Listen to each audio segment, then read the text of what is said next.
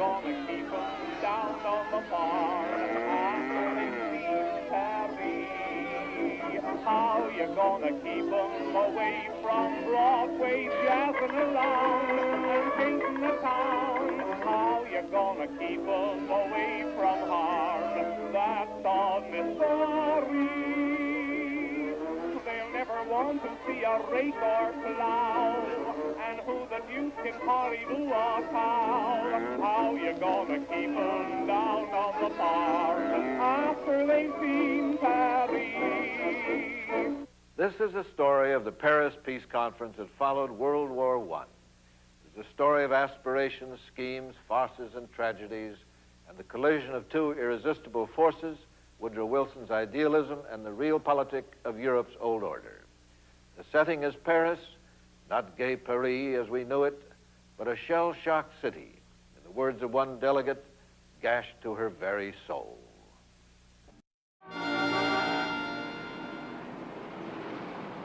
In the pressures and crises of everyday life, we tend to forget our past, the events that shaped our lives but which now survive as a faint memory or a rusty statue barely noticed. One such event was the First World War.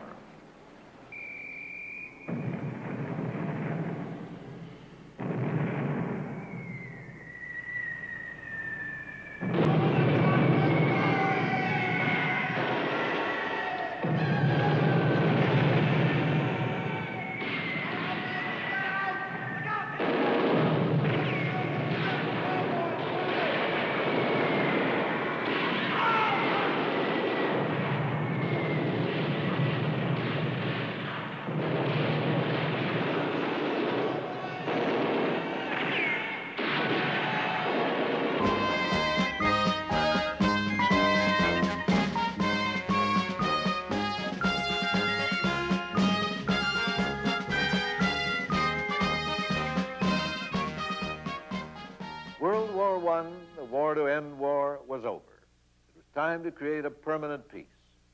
It is also the moment in time that begins our series. We now have the benefit of time and perspective to examine the crucial period that begins with the Paris Peace Conference and ends with Pearl Harbor. As we look back with the aid of historians and eyewitnesses, we realize that the course of our lives was preordained by the handling of international affairs in the 1920s and 30s.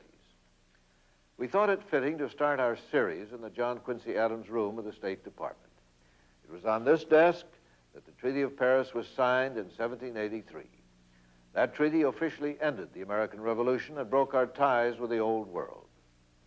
In his farewell address, George Washington had warned against entangling foreign alliances, and that tradition had endured ever since. It would not be easy to overturn. These State Department reception rooms are filled with similar memorabilia related to American history, and they serve as graphic reminders of mistakes made, opportunities lost, triumphs as well as tragedies. This first program is a story of a president determined to end that hallowed isolationist tradition of American foreign policy and the tragedy that resulted.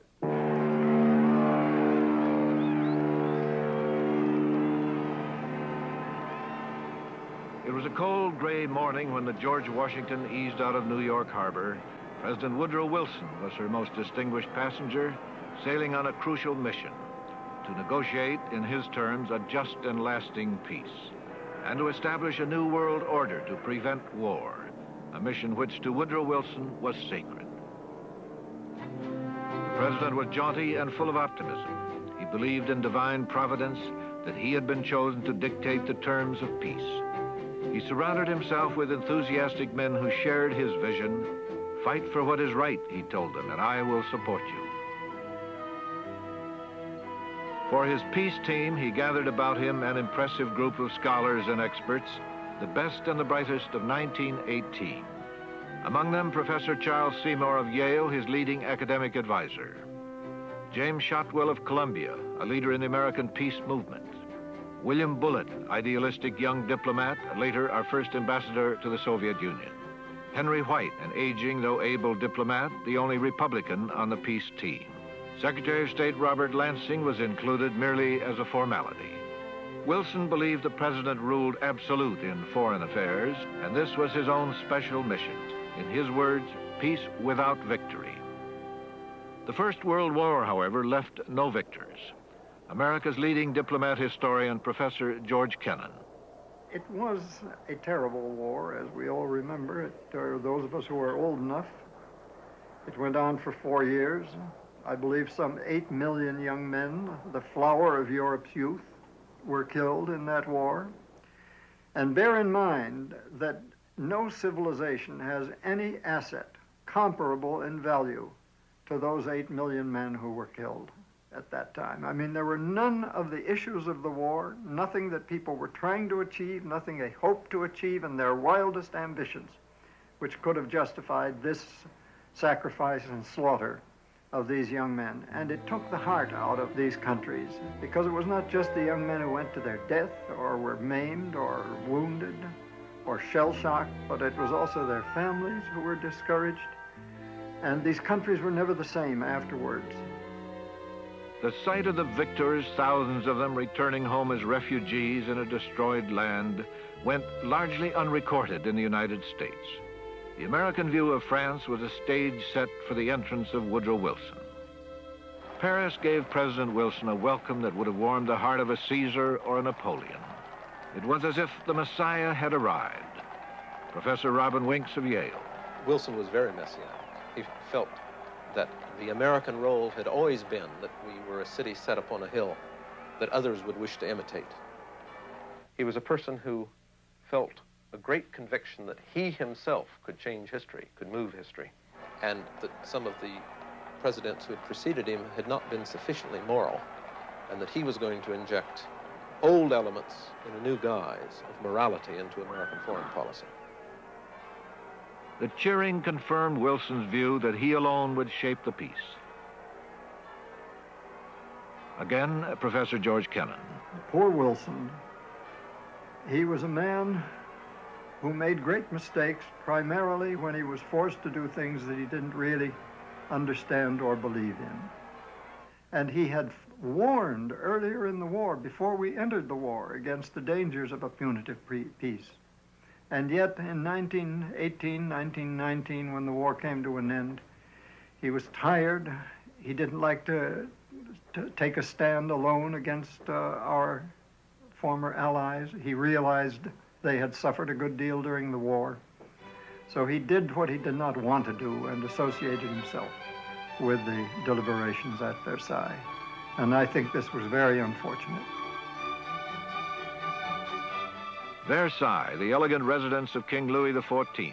Here in 1871, Germany had dictated peace terms to the French. Now France would repay the humiliation. Soon the Hall of Mirrors would be crowded with men who matured in the 19th century, when international affairs were guided by the bloodlines of royalty.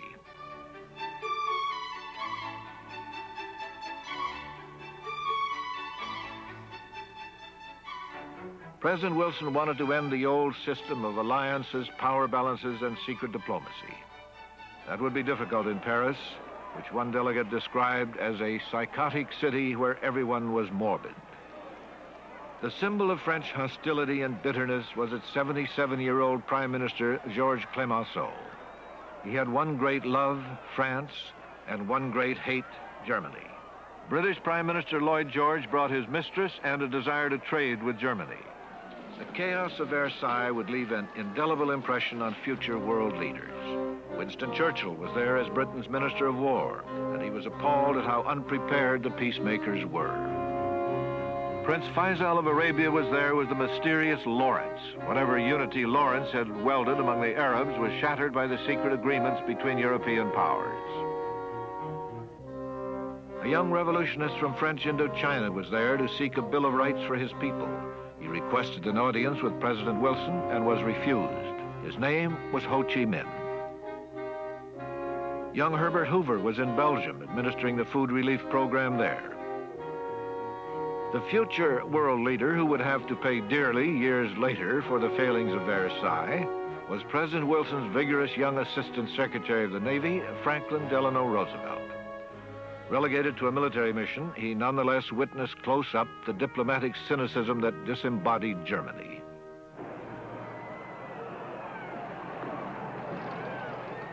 In Germany, a violent power struggle between moderate and radical Bolsheviks erupted in Berlin.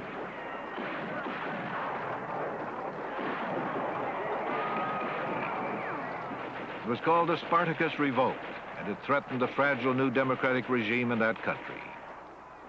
Since the Russian Revolution in 1917, communism had threatened to sweep Europe. The German army crushed the Spartacus uprisings in January 1919, just as the peace conference was opening.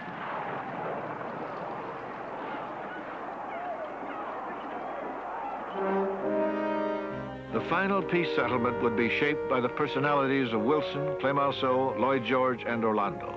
But another name must be added, the name of one of the most mysterious figures in American politics, Wilson's personal advisor, Colonel Edward M. House of Texas. Colonel House was a Texas politician who relied on shrewdness and manipulation to get his way. As a child, he contracted malaria and never regained vigorous health. Guile took the place of strength in House's personality. He preferred to work behind the scenes. A quiet family man, he became Woodrow Wilson's personal advisor and friend. When they first met, Wilson took to him immediately. "He is my second personality," said Wilson, "my alter ego. His thoughts and mine are one." Colonel House reached new heights in Paris as one of America's 5 peace delegates. He was secretly proud that he had a larger staff than either the Secretary of State or the President.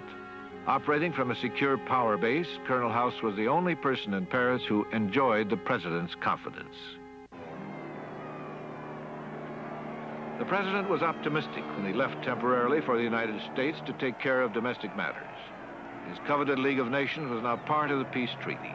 He placed all his faith in it, and all his trust in Colonel House, who would handle the delicate negotiations while he was away. Woodrow Wilson returned to a post-war America that was undergoing a revolution in values and behavior. It had become fashionable to scoff at religion, respectability, reformers, and politicians. People were talking about Sigmund Freud, the ego, and the libido. An artistic rebellion was also underway in America. One of the advanced signals was the New York Armory Show of 1913, the first display of modern art in the United States. And it was viewed with both delight and disgust. An outrageous painting, Marcel Duchamp's nude descending a staircase, stole the show, causing former President Teddy Roosevelt to dismiss the proceedings as caveman art. Nevertheless, modern art had arrived in America.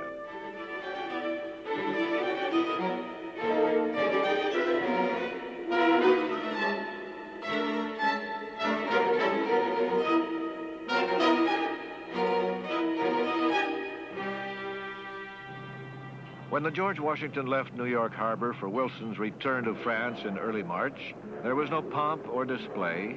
The president played shuffleboard with his doctor, Admiral Cary Grayson, who worried about Wilson's health. The Senate had just issued a dictum that the peace treaty was unacceptable in its present form. It dealt a severe blow to the president's peace hopes, and he took it personally. Colonel House carried on negotiations in Paris while Woodrow Wilson was away in the United States. He was convinced that compromise with Clemenceau was not only necessary, but inevitable.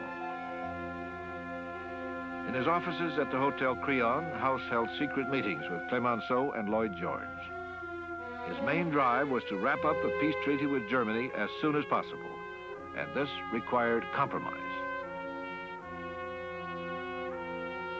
When Wilson arrived in France and found out what House had done, he was shocked. Professor Arthur Link of Princeton.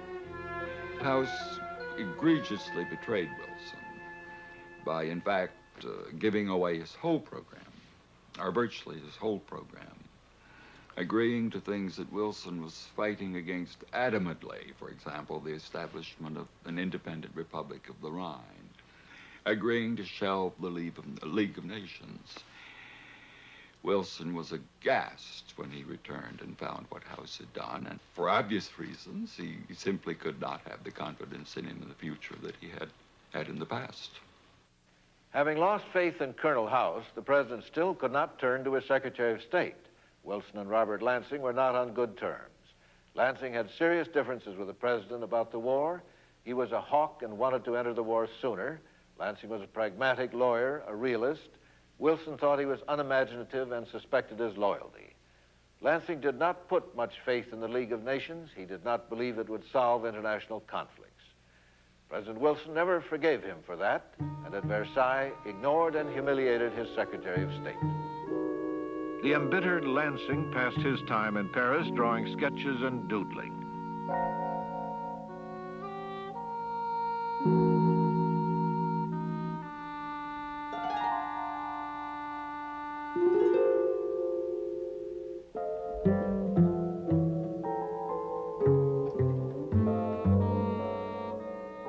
Even in his isolation, Lansing was fascinated with the grand old man of France, the cynical, tough Clemenceau.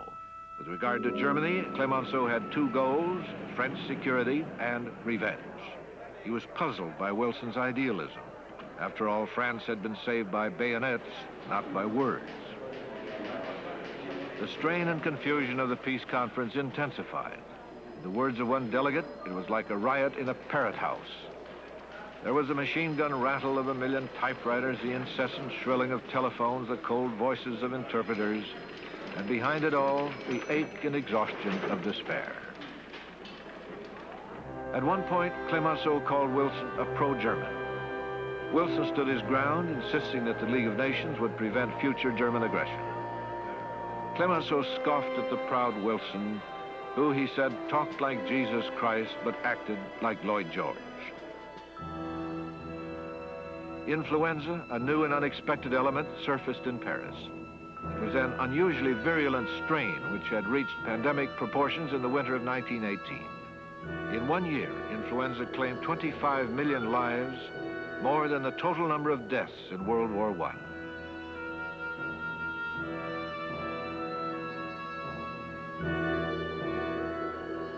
In Paris, another wave of influenza struck in February, killing 2,500 victims that month. On the afternoon of April 3rd, Woodrow Wilson became a victim. A New York neurosurgeon studying newly available papers has uncovered a startling possibility. Dr. Edwin Winston. We now know that the virus did not simply attack the respiratory tract, but actually involved many organs: the gastrointestinal system, the heart, and the brain. And the probability is that Wilson, in the course of his illness, also suffered some brain inflammation. This was a particularly serious matter because Wilson had a history of cerebral vascular disease for a number of years. The fever-racked president was confined to this room for 5 days. Wilson's illness threatened to break up the peace conference. Admiral Grayson nervously fended off questions from reporters like John Nevins of the International News Service. The American Message Center was swamped with inquiries.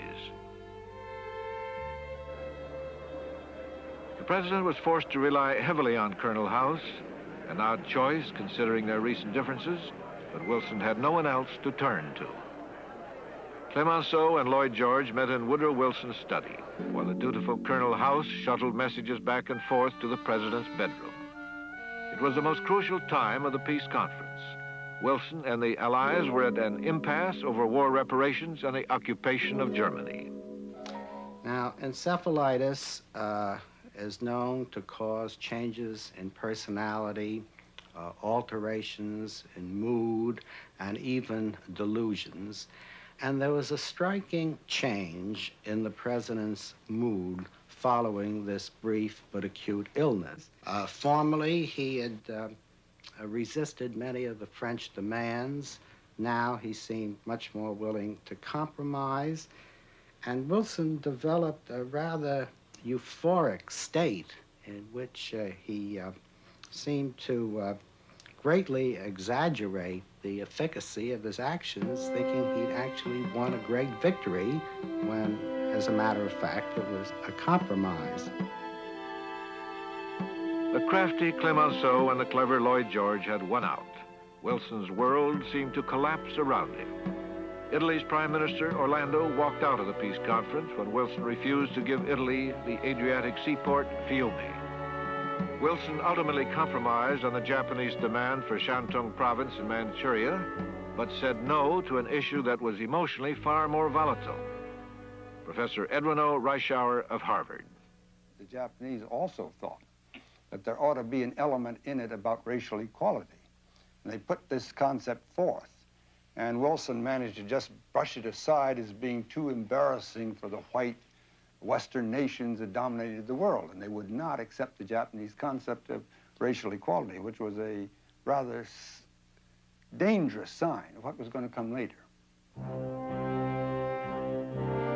On June 28, 1919, the victors and the vanquished gathered at the Palace of Versailles to sign the Paris Peace Treaty, officially ending World War I. The Treaty of Versailles was a severe peace treaty. It forced Germany to admit war guilt, disarmed her, stripped her of her colonies, and demanded war reparations in the billions of dollars, which would be impossible to pay. The issues were decided in private meetings where stubborn demands for territory outweighed any principle of justice.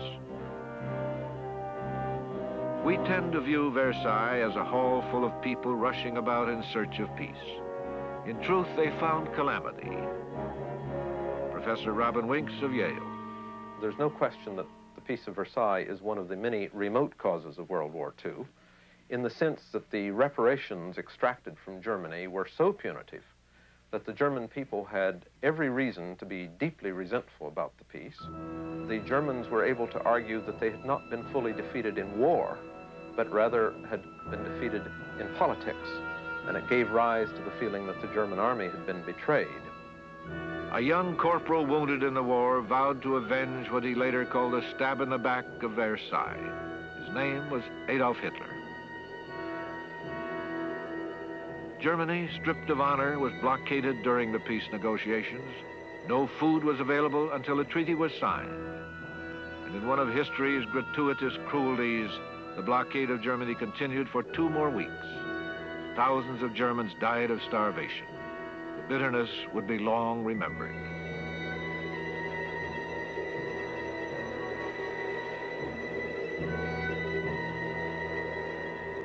An ideal treaty was an impossible goal. The passions and hatreds of World War I were too strong. The obstacles Wilson faced were insurmountable.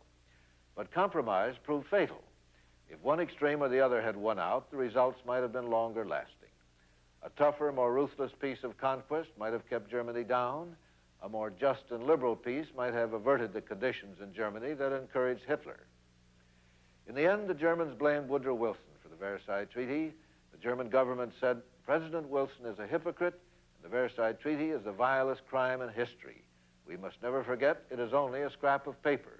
Do not lose hope, the day of resurrection comes. After all, with Russia withdrawn into revolution and Austria-Hungary broken up, Germany remained the only cohesive people in Central Europe.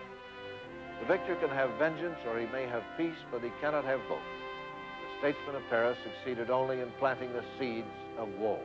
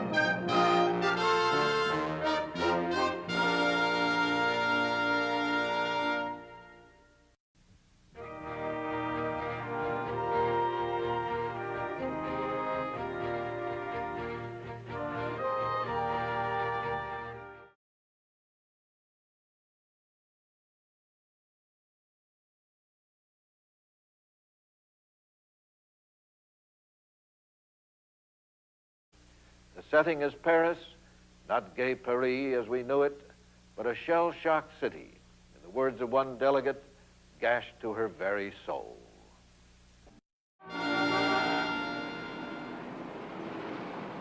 In the pressures and crises of everyday life, we tend to forget our past, the events that shaped our lives but which now survive as a faint memory or a rusty statue barely noticed.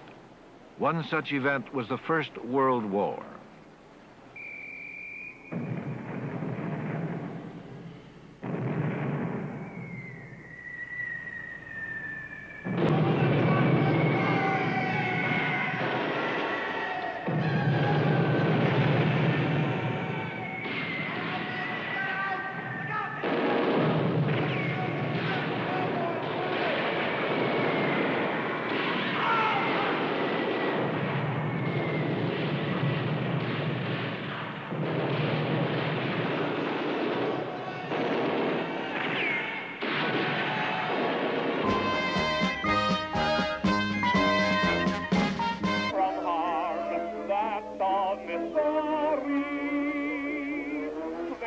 Want to see a rake or plow, and who the deuce can hardly do a cow? How you gonna keep 'em down on the farm after they've seen Paris?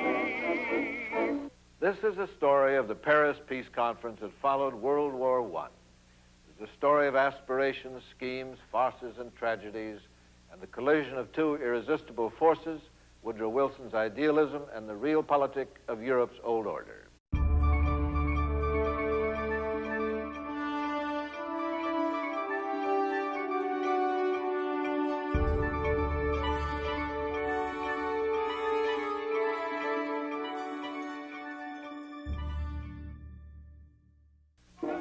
How you gonna keep 'em down on the farm after they've seen Paris? How you gonna keep 'em away from Broadway, jazzing around and painting the town? How you gonna keep 'em away?